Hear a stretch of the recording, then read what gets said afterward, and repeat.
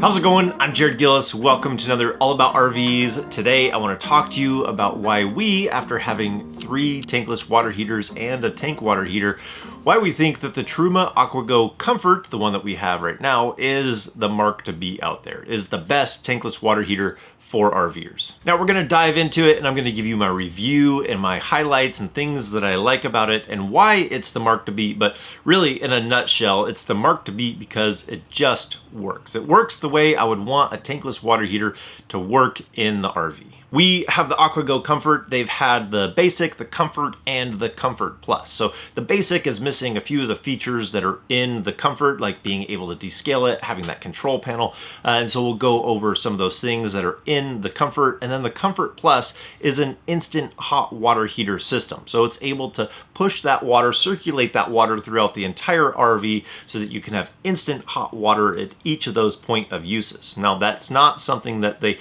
sell to be able to add aftermarket because you have to add additional plumbing, and that's not something that is traditionally done. So the Comfort is usually the one where you can pull out your regular water heater and put this right into that same slot. We replaced a 6-gallon water heater on our RV, which is on the small side of water heaters for RVs, but this still fit into that opening. They do make different size doors, so if you had a larger water heater on your RV, they have a door to be able to fit that opening on the RV so that this water heater would fit in there.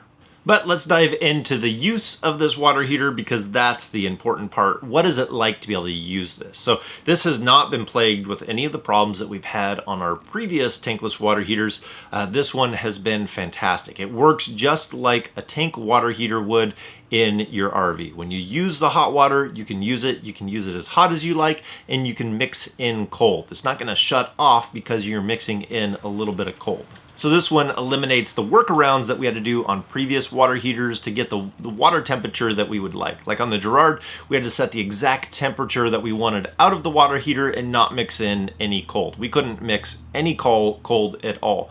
With the Suburban IW60, we were able to mix in a little bit, but we still had to set that temperature to exactly what we wanted our water to be coming out as, and we could mix in a little bit of water, but you could feel that water heater starting to adjust as you would mix in colder water.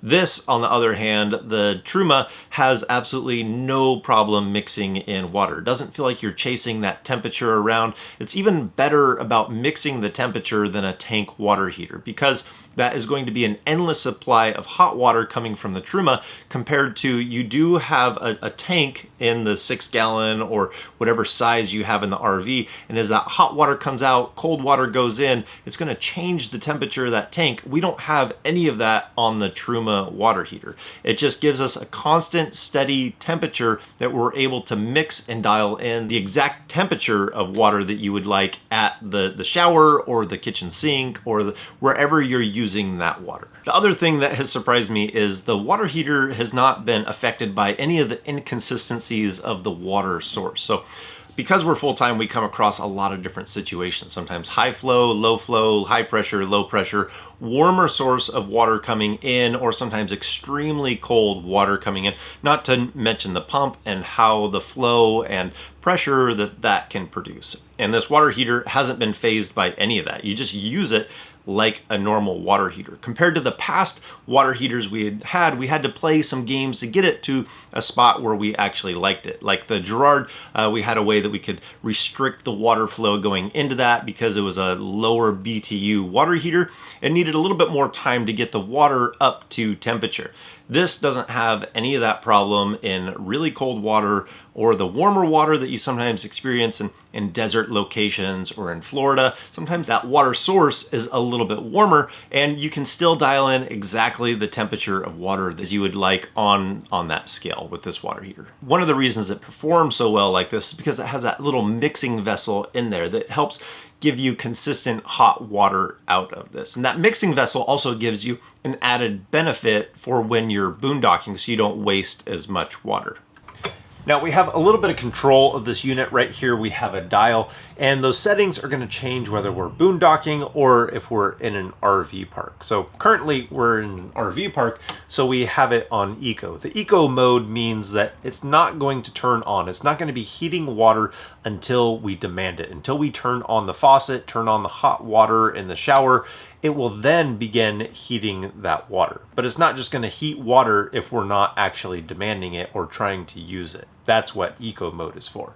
But if we're out boondocking, we don't want to waste water. So if I'm getting ready to hop in the shower, we can turn this dial right over to the next setting down, and that will heat the water in that mixing vessel. And that happens pretty quick. So if I'm getting ready to hop into the shower, I just turn it onto that setting. You can hear the pump and you can hear it heating that water. By the time I get in the shower, it's already going to have that water at 104 degrees. So it's going to be heating that, and then it's going to kick into its normal mode where I can mix it, and it's going to give me all the hot water that I would want. But I want to save water when I'm boondocking. So it's nice that it has that feature that we can have it on eco, we're in an RV park, and then we can have it on the other when we want to save water. So that comes in really handy. If we want to do dishes when we're out boondocking, you can flip that dial. You can have the hot water when you want it without wasting water, and then we can save on propane when we're in an RV park. Pretty ingenious. While editing, I just remembered one more benefit that temperature stabilizer mixing vessel gives you while boondocking. Usually with a tankless water heater and you're boondocking, you take a shower, you turn the water off halfway through to save on water, and you're lathering up. And when you turn it back on, that water heater has to turn back on, and so you get that blast of cold water.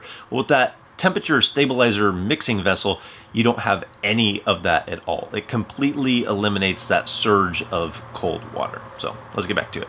Now, the other benefit we have from that technology of having that mixing vessel in there, and there is a little tiny internal pump to be able to make that exchange from the heating element to the mixing vessel to be able to go in there, is we have a way to descale it internally. In the past, when we had to descale our other tankless water heaters, we set up an external pump and we pumped a solution through, it was vinegar, so that we could descale the inside of that tankless water heater. A normal water heater you still need to clean out and you need to flush out and get all the stuff out of there, but these you need to descale. But being able to do that in this unit makes it so much easier. You don't need an external pump, it all does it inside. So we just did this the other day and the steps were pretty simple. So just wrapped up cleaning the water heater. It was really easy. We just had to drain it. We put in the tablets into the filter, put the filter housing back in there, purge the system of air, let it clean for a couple of hours, put it on that clean setting. Once it indicated that it was done, we were able to flush that out, drain it one more time, put the filter back in, and we were back up and running. It was honestly pretty easy to do, and it's amazing that they packed that feature into a unit like this. It even tells you when you need to descale. It'll give you a blink every 8 seconds on that control dial, so that way you know it's time to descale this thing. So you don't even have to keep a calendar or trying to figure out how often to do it or how hard your water is. It'll just indicate to you when you need to do that to the unit. Also, winterizing this unit would be very simple. So you can use the bypass when you winterize the rest of the RV, and then you can just open up that drain port, pull that filter out, and you're winterized. So it couldn't be any easier than that.